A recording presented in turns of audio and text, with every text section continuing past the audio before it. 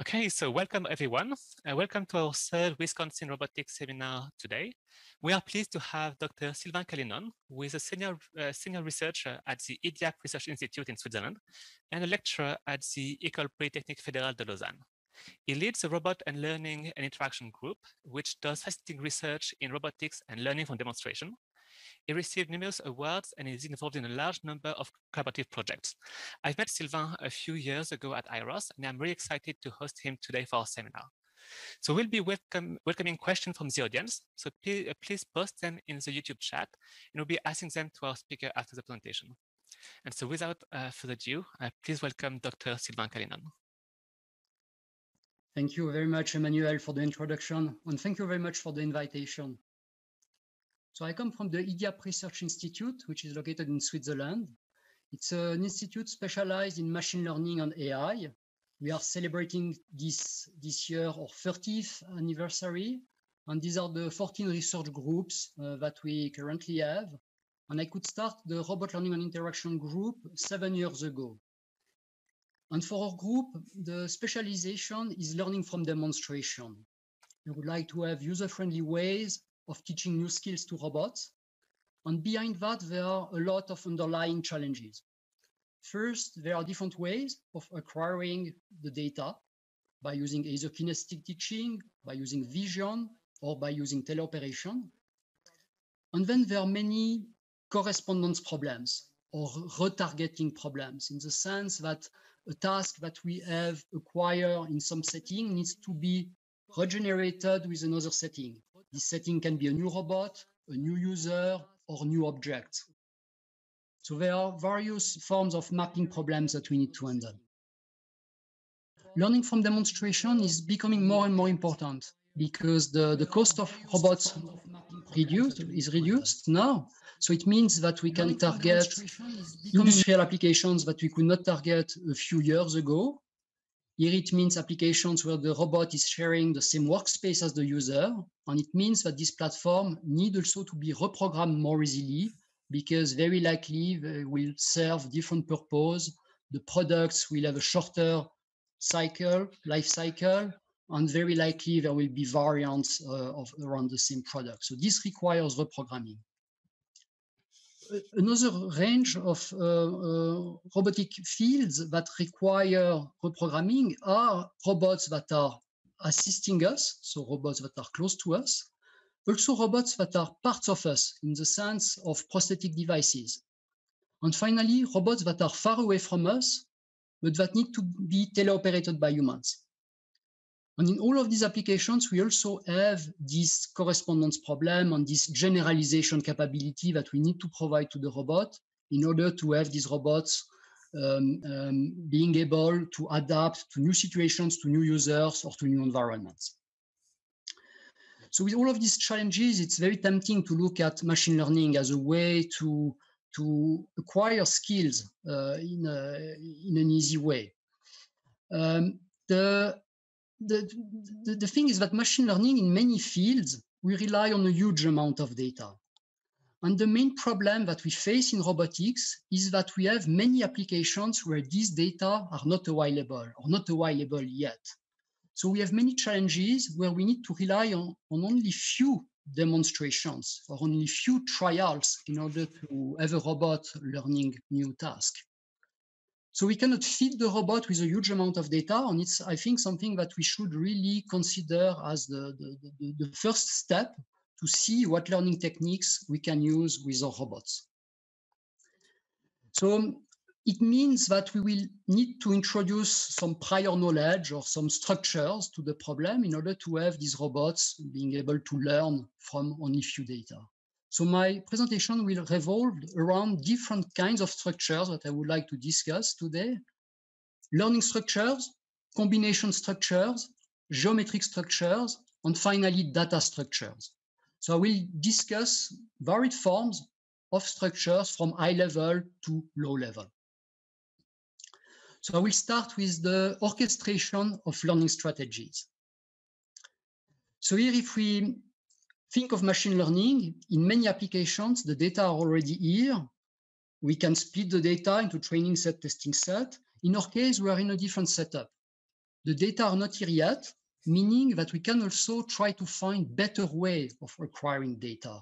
And in particular, we can also steer the system to acquire data on the fly that are targeted to what the robot needs. So it means that it's not only machine learning, it's actually also machine teaching, it's active learning, it's curriculum learning, or more generally, it's learning by interaction. And I think that this is something that really needs to be exploited in order to simplify the machine learning problem. I actually prefer to view it as a scaffolding problem, in the sense that we can put at the beginning a lot of scaffolds, so a lot of support for a robot to start learning with a lot of support. And progressively, when the robot is acquiring the task, we can remove this support. And ultimately, we would like a robot to become autonomous. So if everything goes well, at the end of the training, we don't need the scaffold or the support anymore. And I think it's a better view about the problem that we face in robotics, to view it as scaffolding problem. Then there are various forms of learning strategies that we can exploit. Reinforcement learning is highly popular nowadays.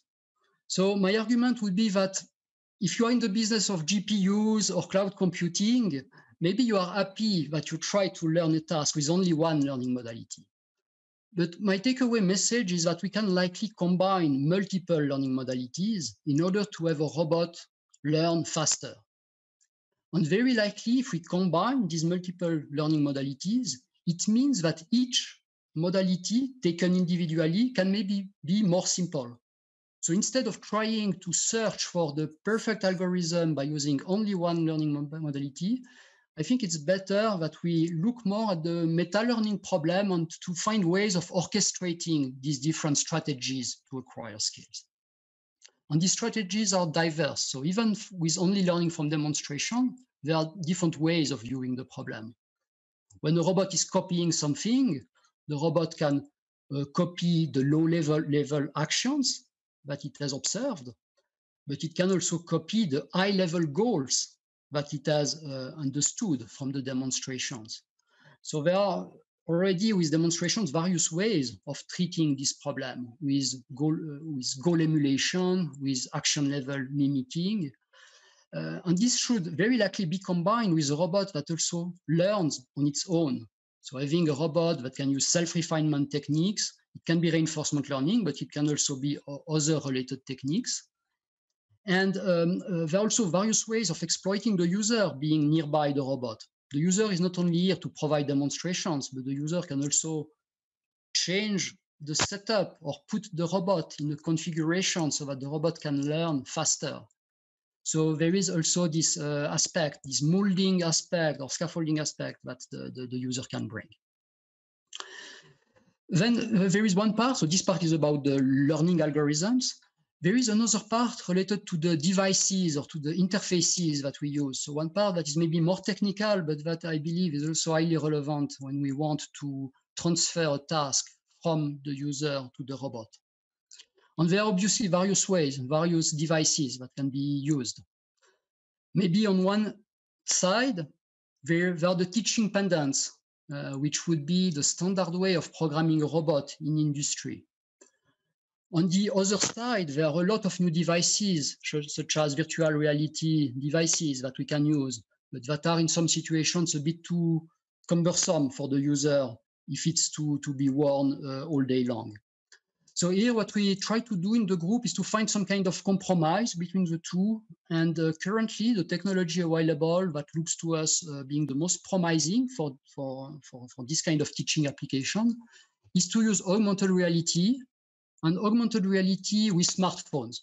So with smartphones, we can combine what we were doing with teaching pendant, but we can improve the functionality and typically adding this augmented reality functionality in order to have virtual robots being displayed on the screen of the phone, and to exploit this virtual robot in order to monitor what is happening when we want to teach new skills to the robot, or also to use it as an input interface, so as a way to teach the virtual robot first, and when we are happy with this teaching, we move it to the real robot. So this is here what you see on the video. We first teach a path to the robot by defining some via points. And then behind this, there is an optimal control algorithm that will compute an efficient way of controlling the robot to pass through this via point. And when we are happy with this, we run it on the real robot.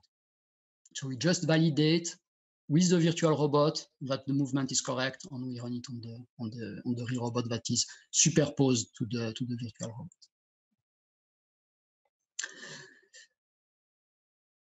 Okay. So the next part of my presentation will be about combining movement primitives. So we need a way to represent movements and skills in general, and we need to find a smart way of representing these movements and to reuse these movements after they have been learned.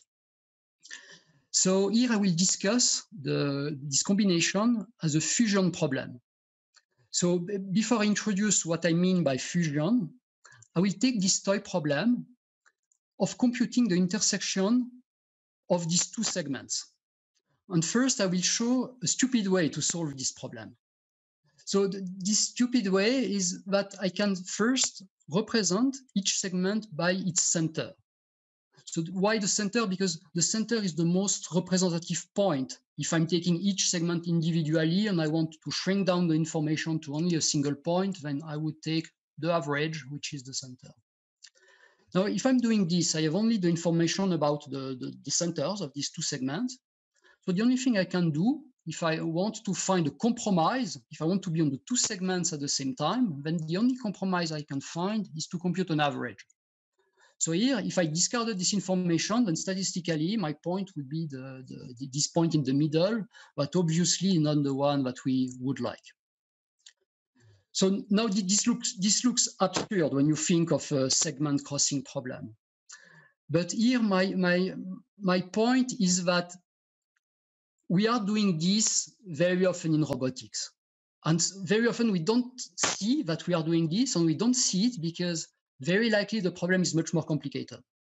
We are in high-dimensional space. We might have many transformations before we arrive at this common space where we need to find compromise. Maybe we might also have variables that are not positions, but it can be in a control space. So we might not notice that we are actually making this mistake. And I believe that we should be careful each time we see some scalar superposition of signals. We should check if we don't have any more information regarding these points. And typically, if we have uncertainty measure. Because this problem that I presented with segments crossing, there is a probabilistic interpretation of this problem. The probabilistic interpretation would be to view the segment as a Gaussian, like a singular Gaussian, with one axis being very small and the other axis being very large. And if you view this segment as a Gaussian, then what it means when we compute the crossing of these two is that we are computing a product of Gaussians. And the underlying objective behind the product of Gaussians is to solve this kind of objective function. So it's an objective function with two quadratic terms, two quadratic error terms. So here it means that I would like to be close to the center mu1 for this part of the coast. For this part of the coast, I would like to be close to the center mu2. But the information I added compared to what I presented before is that I'm giving a full weight matrices. So here I have full weight W1, here a full weight W2. These are called precision matrices. They are actually the inverse of a covariance matrix. So it means that from this representation, we can solve this kind of problem. And it happens that this problem is a product of Gaussians and that there is an analytical solution to this. So I'm claiming that that would be the correct way to solve this kind of problem, and that sometimes we make a shortcut and we use only the centers mu. So very likely the Gaussians will not be as nice as here. So they might have different shapes. And in some cases, we might actually have isotropic Gaussians. So when we have isotropic Gaussians, it's the only case where this point in the middle was the correct estimate. Now we can even go one step further by looking at the cases where we have one Gaussian being singular and another Gaussian being isotropic. Here I mean this case here or this case here. What I find interesting is that in this limit case, we have the notion of null space projection operators. It's also a notion that is used a lot in robotics when we want to prioritize tasks. And this notion also exists when we think of product of Gaussians. It's the limit case of a product of Gaussians. So here it means that I can define first task here that would be to be within this Gaussian. So that would be my first goal, to be somewhere along this line. And I would have a secondary goal, which would be to be as close as possible to this point. And then the result of the two is this point where I'm still on the line, but it's the best point on the line to be close to this point here. So here, when I'm computing a product, I get this point. So this looks like a simple algorithm, and it's actually used in many situations. So if we think of a Kalman filter, it's actually exactly what a Kalman filter is doing. So in some aspects of robotics, this is used. But my claim is that we should use this more when we talk about movement primitives.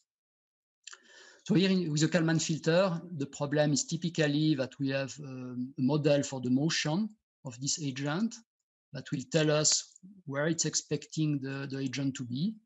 And then I will have some sensors, there can be multiple sensors, telling me where it's detecting the agent. And if I have uncertainty measure for these different models, then I can exploit it in order to find a trade-off that exploit these uncertainty sources as best as possible. So this works with Gaussians. The Gaussians is the easiest case, but it can also be used with other distributions.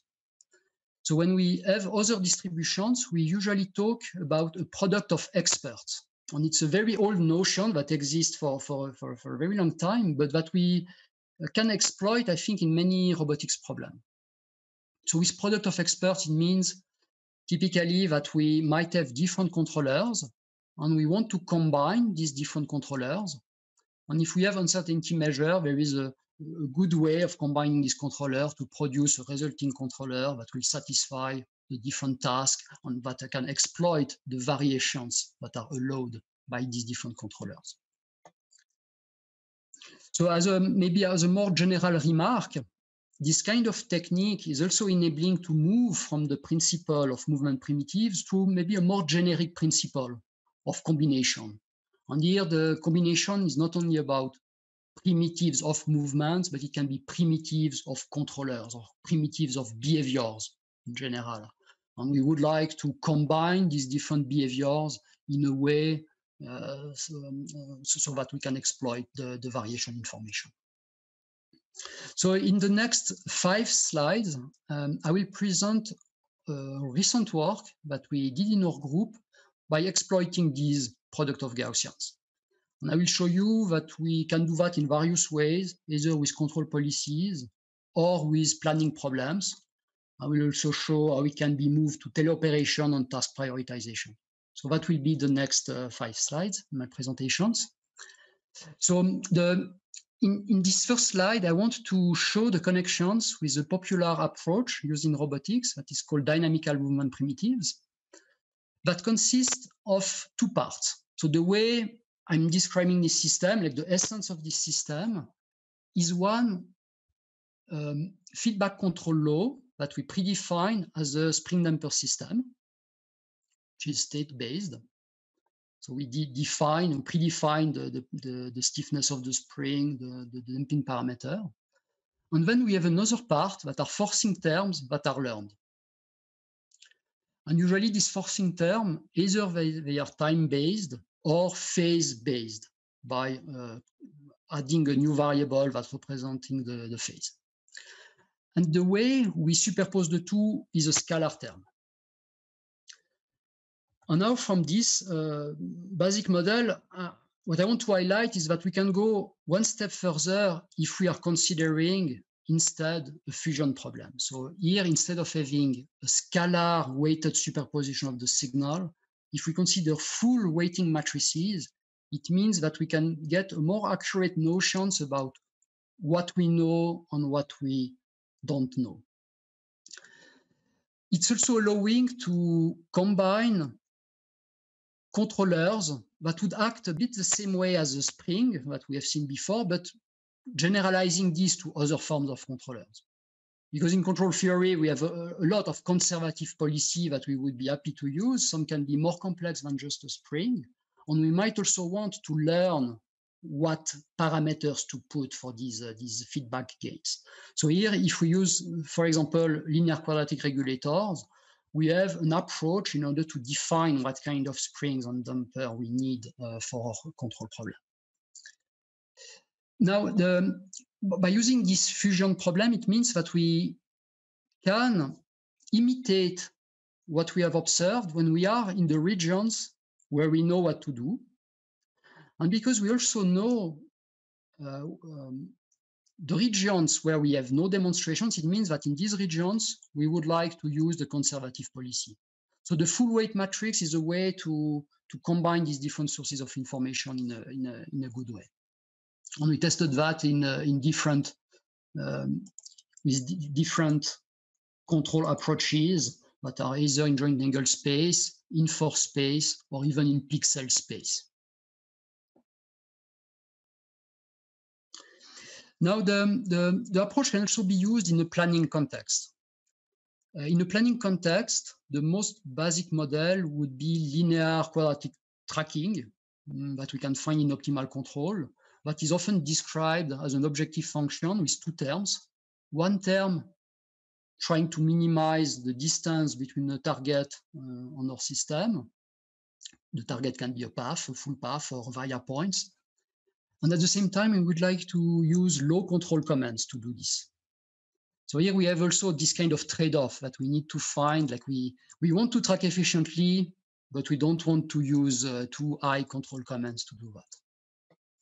We also have another constraint that is typically defined in this kind of problem. It's to describe how my system is moving forward in time. So if I have a control command, how my system will evolve.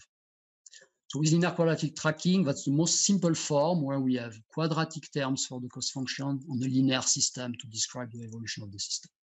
So with this, a typical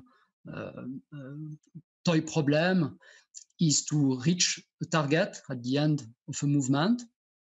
On solving this, we'll find a series of control commands that will give us a controller. So it will give us like a controller with stiffness and damping parameter. So we will have like feedback gains that will tell us how to reach this point here. And the nice point with that is the solution is analytic. It's even possible to solve it only with least square if it's reformatted with augmented matrices. So now, one interpretation of this result is to view this also as Gaussians, but to take Gaussians at trajectory level and to actually take Gaussians in the control space for the different time steps and to make a very big Gaussians by concatenating the commands for the different time steps and to view this first part as the controller that would be the most efficient controller to track the path. And this part of the cost would be a controller that just says not to move. So it's like a big Gaussian centered on 0 that is saying that's the least effort I can do. And then the solution of this problem can be interpreted as the product of these two Gaussians. It's not only in 2D here, so I'm representing that with these different slices. It's to show that the result is actually in trajectory space. And it can be projected back. So it's a result that we find in control space, but it can be projected back to the state space. And we can also visualize what it means as probability distributions. So that would be here for the basic optimal control problem. But what is interesting with this formulation is that we can combine it efficiently with representations of movements. So if we have a representation that is based on mixture of Gaussians or on via points, or even on transition information between different states, then it's really like a formulation that makes the link between this formulation and the control problem. So here, to give you an example, if I'm providing 5 demonstrations of a movement that would look like this, where I first need to be within this plane, then within this plane, and then along this line, what the system is finding is a controller, and if I'm starting from any point in the workspace, it's finding the controller that will reproduce this path. So as a controller, so with feed-forward term and feedback gains, and it's doing it in a smart way, in the sense that it's exploiting the variations that it has observed in order to do it efficiently. So here it knows it needs to be in this plane, so it's coming back fast to the plane, but then it's anticipating what comes next, and it's reproducing a very smooth movement, while the encoding has very few parameters, because here we only define 3 Gaussians on some transition parameters between these Gaussians.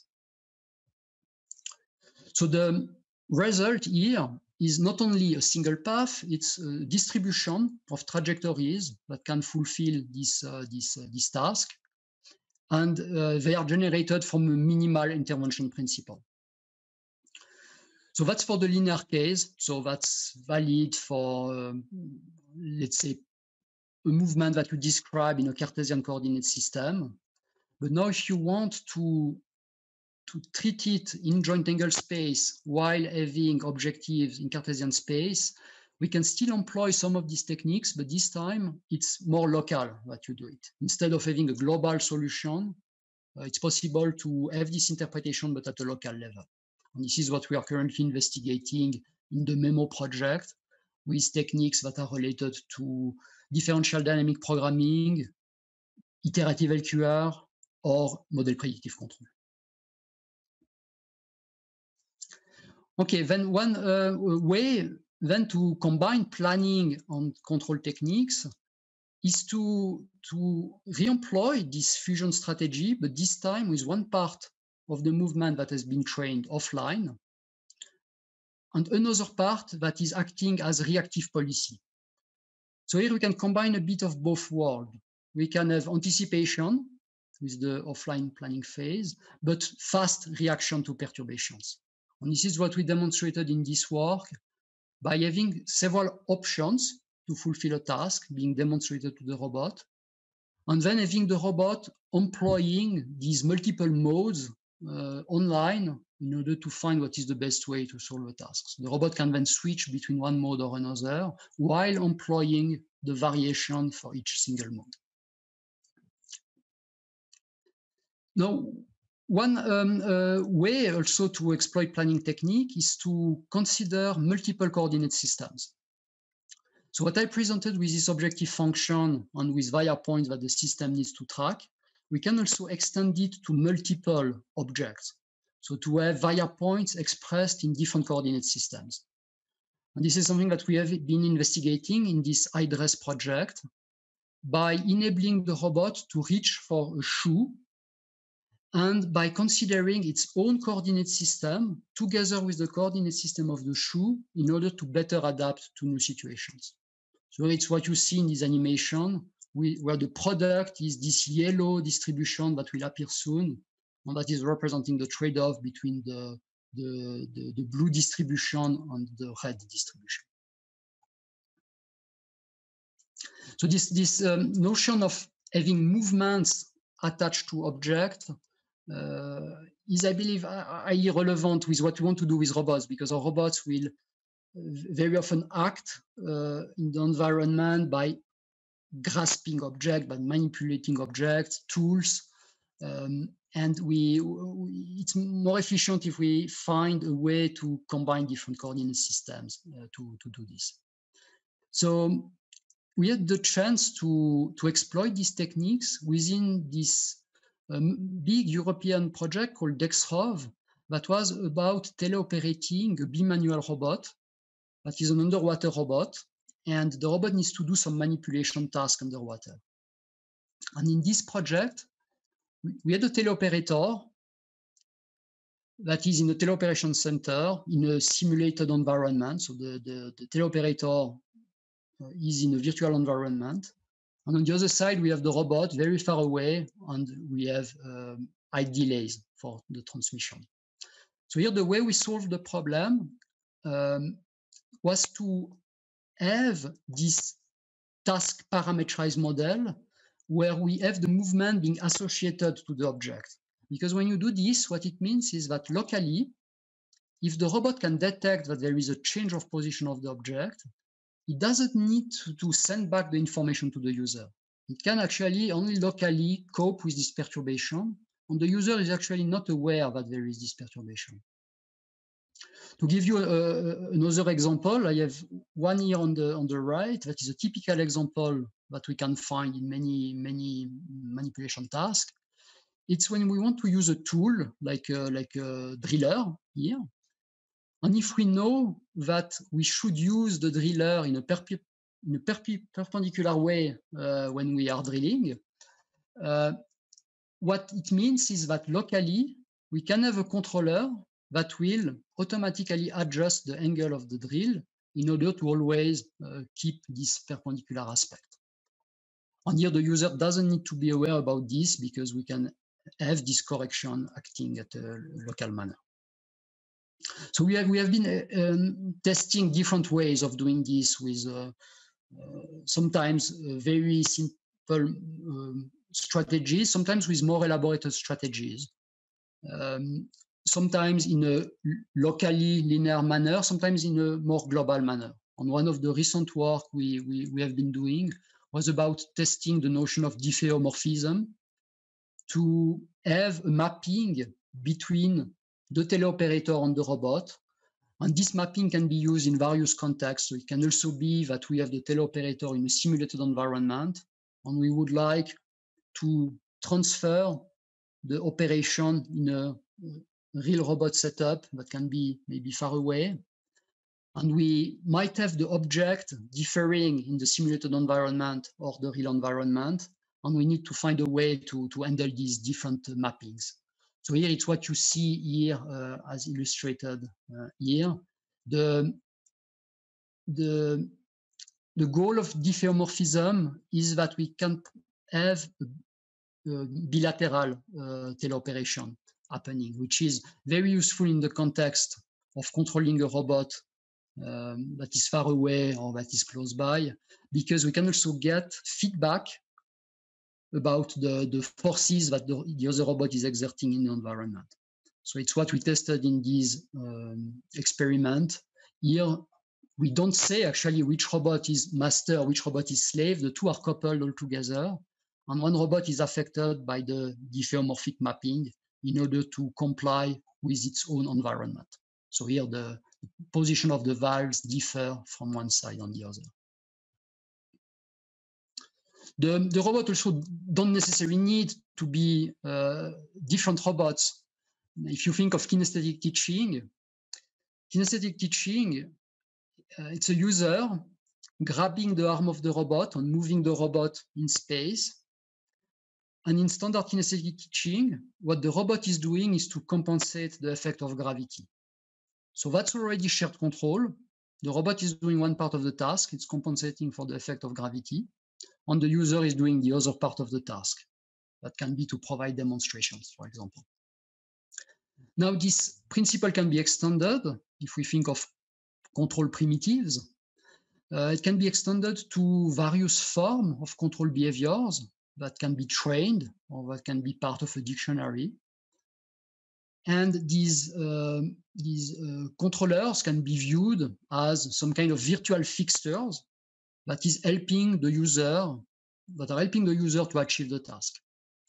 And when we do that, it's very important that we treat these controllers as product of Gaussian controllers and not having a scalar weighted superposition of those. So I think it's the last example I will show regarding the product of experts and product of Gaussians. This one is maybe the most elaborated one, but at the same time, it's one that is very important in robotics because we have often multiple tasks, but with some priorities that we need to guarantee. The typical problems have either well-known hierarchies, or sometimes we want to learn the hierarchy from the demonstration. And it's what we investigated in this work.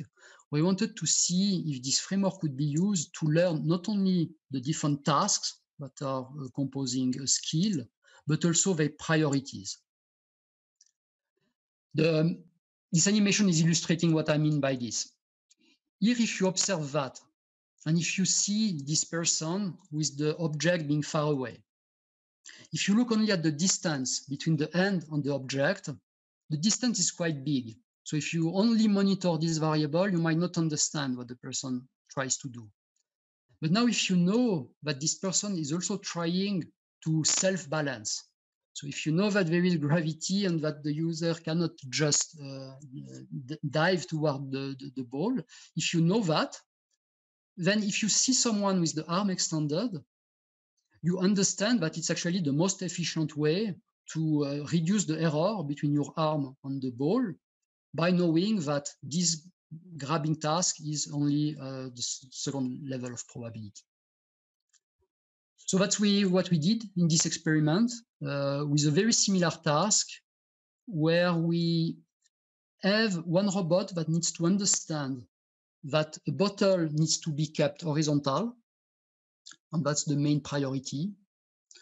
And if it can, it should bring this bottle to the user, which is simulated here by another robot. So we use another robot to simulate the location where we would like the first robot to bring the bottle. And with a product of expert approach, we could show that the robot can learn each individual task, so to keep the tray horizontal and to bring it to the other robot's end, but that it can also learn what is the importance between the tasks. And for generalization, it's a very important notion to have, because it means that in a new situation, the robot will know how to prioritize these different tasks. Okay, so the next two sections are much shorter, but I wanted to highlight some aspects that are maybe a bit more low-level structures, but that I believe are highly relevant for robotics. So first, our data are not only Euclidean. So what I presented before, it was mostly Euclidean data. But we need to extend that to various forms of data.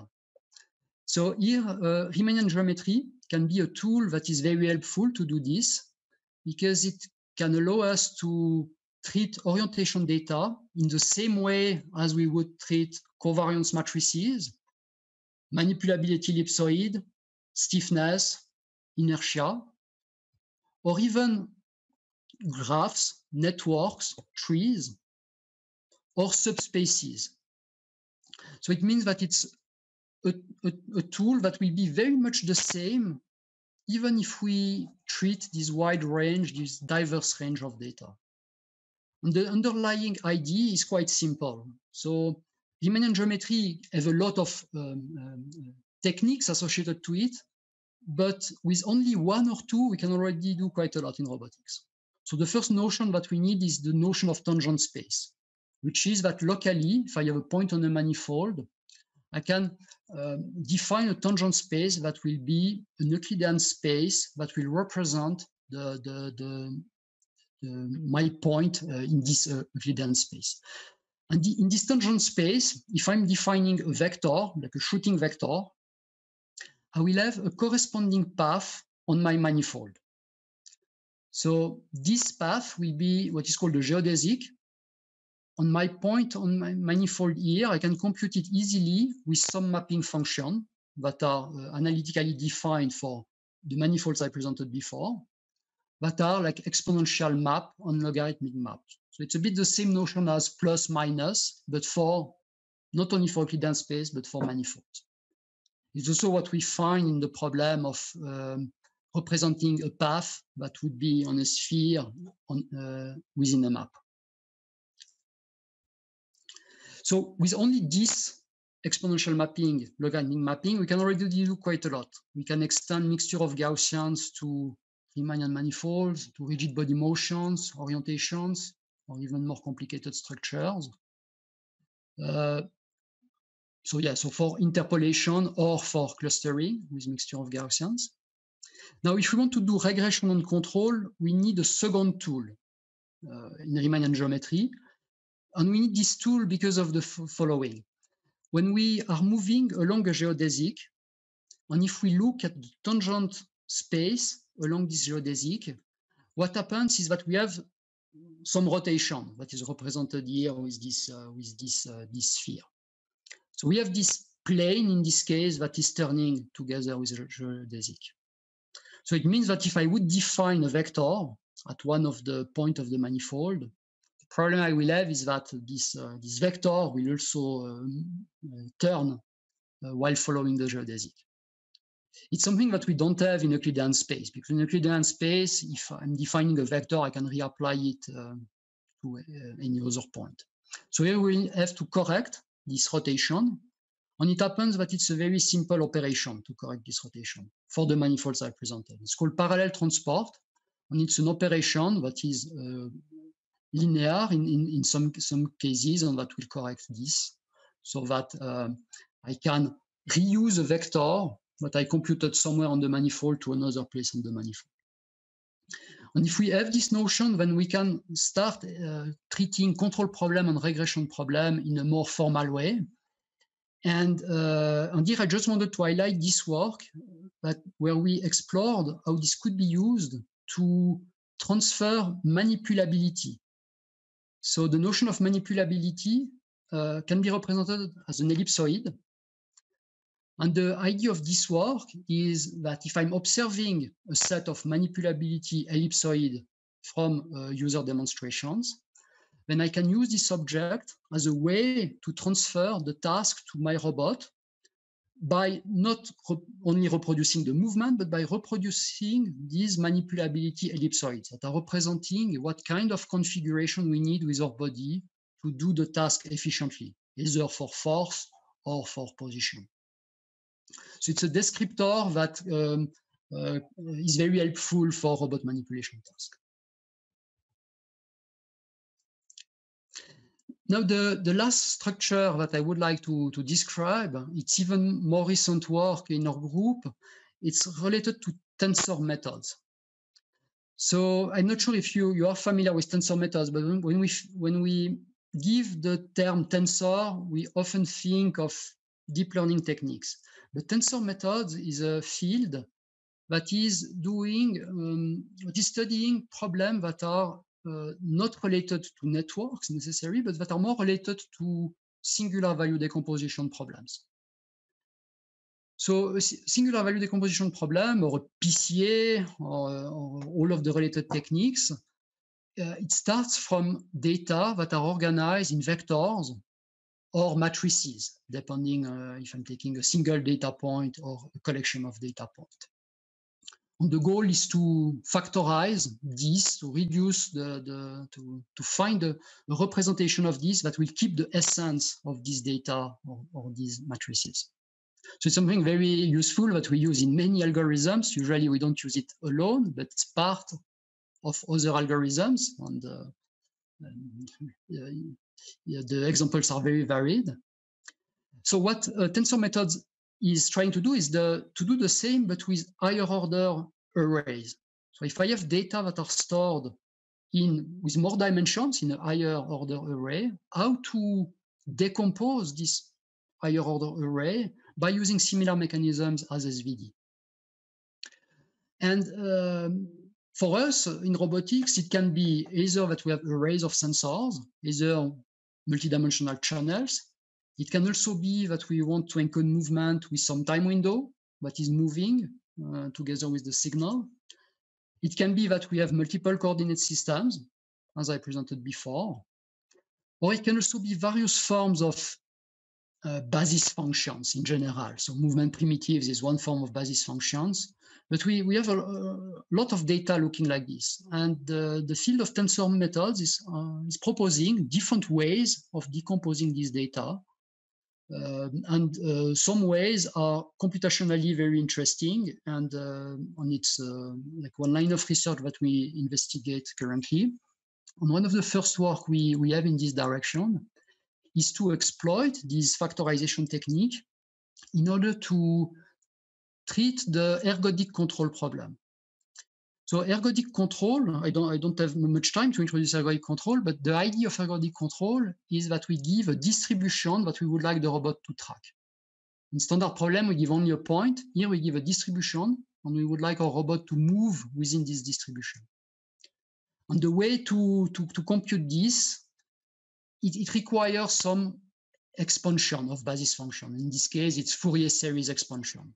So I will not show the details, but here, tensor methods was helping us to have a very compact representation of this spatial Fourier series expansion and to find the low-rank structure to this. So some of these techniques could not be used with many dimensions, but with a low-rank representation, we could apply it to insertion tasks where the robot needs to find how to insert this peg into a hole by using both position and orientation data, and by providing as input only a distribution where we believe that the object is, and not a precise sensory information. So as a summary, what I wanted to highlight is that we should combine different learning modalities to have a robot's learning faster. And that very likely, if we do this, we can reduce the complexity of each individual learning modality that we consider. I then showed the importance of treating combination problems as fusion problems in order to better exploit task variations and model uncertainties. I then emphasized that using multiple coordinate systems can be helpful if we want our robots to generalize to new situations, new robots, and new users.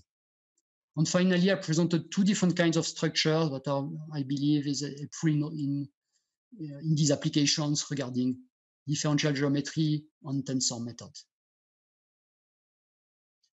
So these are the persons behind the works I presented today. I have these videos on my webpage, and we have source codes available for didactic purpose in different languages. These work also were supported by the Swiss National Science Foundation and the European Commission. And I'm happy to take questions. I will just let this video play while answering questions. All right. Thank you very much, Sylvain, for your amazing talk. It was very interesting to hear all the work you've been doing lately. And I think it's a nice way to conclude it. I've been watching this video quite a few times on my side. So I will see if we have any questions from the audience.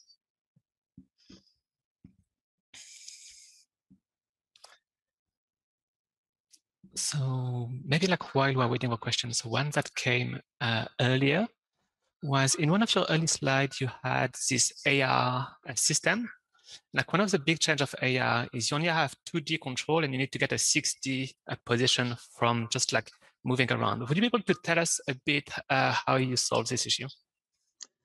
So my argument would be that we have the same problem when we're using a simulator. So if you have like a standard simulator on a computer, what it means is we change the view to observe the robot under different view. And we can, for example, use this to monitor if the path that I defined, if it looks good in this orientation or this one. So it's something that we do through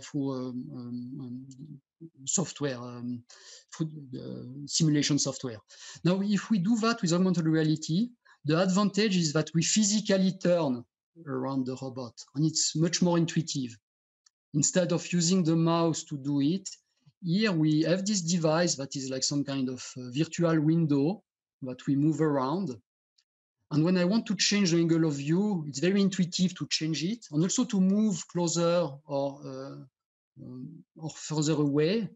It means that if I'm moving closer, I can verify if the fine details of the path are really passing at the locations I want to. And if I'm moving further away, I have the global view about the system. So that's one advantage that I would argue that we have compared to a simulation environment that would be on the desktop. The other advantage is that we don't need to model the environment, because here we can visualize the environment. So if we have a robot within a workspace with many tools, objects, and obstacles, we can visualize this. While if we would be in a simulation environment, either we only display the path and it's risky when we run it on the real robot, or if we want to model the environment, then it's of course time consuming and it's not always possible. So I think that's the advantage of AR. It makes sense. Thank you very much. Anyone else from the audience? Oh, yeah, I have one. So from Danny Chen, thank you for this excellent speech. How about the influence of time delay in your proposed algorithm in shared control? Did you consider it in the algorithm? So I guess it was for the operation with undersea robot. So I'll just run this. So I would say indirectly, in the sense that what we do is we have a model. So we'll first learn a model in simulation about what the task is. So here the task can be to reach the valve and then turn the valve. Now this model is spread on the two sides. So it means that the user will use this model in the virtual environment, and the robot on its side will use a copy of the same model. And here, the information that is transmitted between the two is only some kind of synchronization information. It means that when we know where the user is with respect to the object, we will transfer this information to the other system. And the other system will, the robot will take into account that it needs to move, let's say, forward or backward in the task, but the robot is keeping its own model about what the task is. And this is very useful if you want to react to moving object. Because with moving object, we don't need the feedback loop to handle this perturbation. We have a perturbation being handled locally. So here it means concretely, like if this would be a tool being held by the robot, and if the robot locally can detect that there is a change of orientation of the plane, then the correction will be done automatically without having the user knowing about it. Okay, thank you very much. I think Bill Gay has a few questions, so I will let you unmute yourself. Sure. Yeah, thanks, Sylvain, for the great talk. I have a few questions. One is, I wonder what your thoughts are on these deep learning methods that go from large amounts of, pixels to control without any of the structures that you talked about. Like, would you summarize your approach as kind of like anti-deep learning, and where do you stand with respect to that?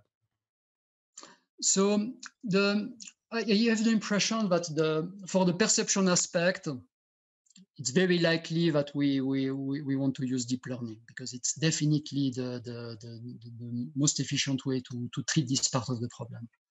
What is complicated in robotics is that our pipeline has a lot of blocks. Like it has the perception aspect, but also the planning aspect, the control aspect. And we have a lot of models for these different techniques. And some of these models, we are very happy with these models.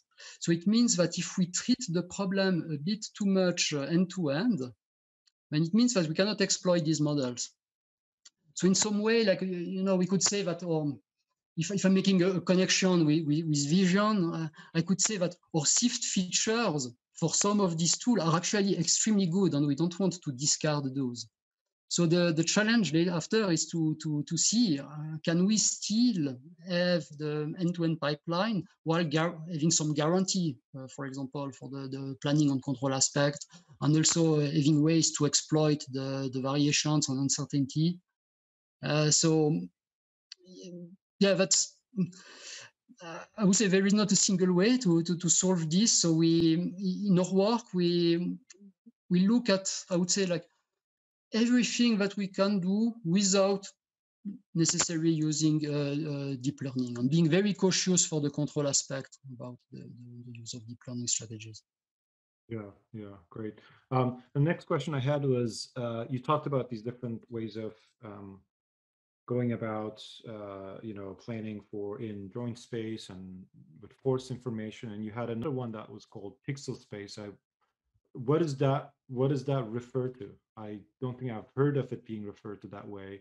Like, how do you plan in the pixel space?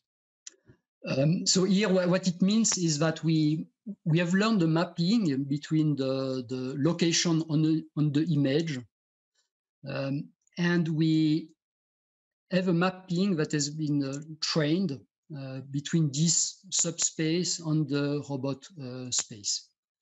So there's some kind of projection, and then you're just working in that projection. You don't worry about what the joints are doing, essentially. Yeah, it's exactly this. And here, in terms of vision, here we use like I would say, like we don't take the array of pixels. So here, pixel space might be misleading because we might think that our state is actually the image. It's not the case.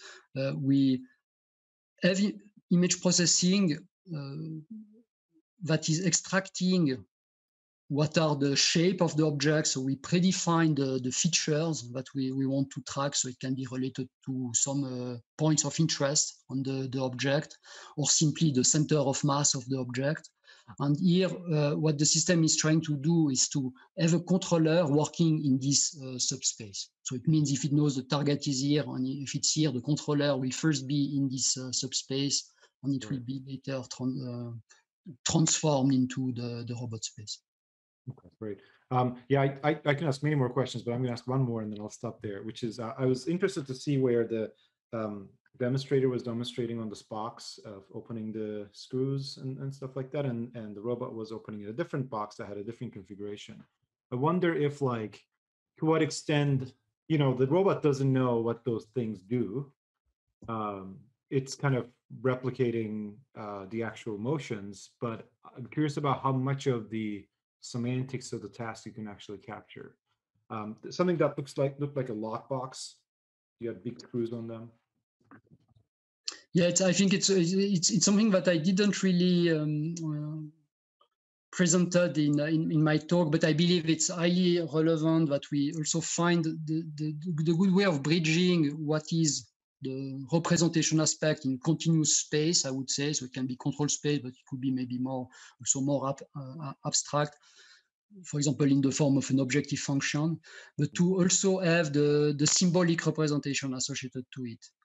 And here, maybe the step of representing a movement both at the level of the resulting trajectory, but also at the level of the higher level objective might be helpful to reduce a bit this gap, because when we have it in the form of a cost function, then we can start checking. I have a cost function composed of different parts, and with some threshold, I could maybe convert it to a symbolic meaning, and it might help to communicate with the robot about what it's observing or what it's trying to do.